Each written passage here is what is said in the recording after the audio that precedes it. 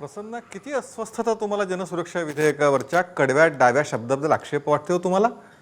म्हणजे तातडीने लगेचच ह्याच्यावरती कडव्या उजव्यांचं काय करायचं अशा प्रकारे लगेच तुमच्यातले अस्वस्थ उफाळून आले प्रसन्न. त्याचं कारण मला खरंच कोणताही कौतुक कायदा वाटतं हा मला तुमच्या जे- ज्या हा पद्धतीने कोणताही तातडीने लिंगनिरपेक्ष, जोडाचा विषय तुम्ही धर्मनिरपेक्ष, घेताय. पहिला आक्षेप प्रसन्न विचारसरणीनिरपेक्ष असायला तुमच्यावरती पाहिजे. हा एकमेव देशातला प्रसन्न, कदाचित जगातला माझा कायदा आहे तुमच्यावर की पहिला जो आक्षेप आहे, कडवा इतकी डावा घाई म्हणतो, का? कडवा उजवा म्हणत नाही. अजून कडव्या डाव्यांबद्दल तुम्हाला माहिती आहे काही?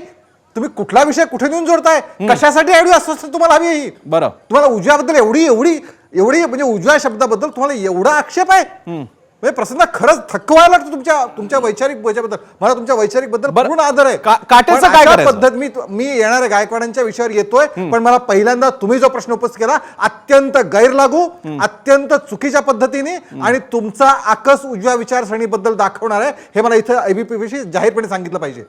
प्रसन्न, वैचारिक भूमिका असली पाहिजे, पण इतकी ढोंगी आणि अशा पद्धतीची असता कामा नये. त्यामुळे माझा पहिला आक्षेप प्रश्न तुमच्यावरती आहे. बरं. इतकी घाई केल्या. दुसरा मुद्दा, मी सर्वप्रथम प्रवीण गायकवाड यांच्यावर जो हल्ला झाला त्या हल्ल्याबद्दल मी जाहीरपणे त्याचा निषेध करतो.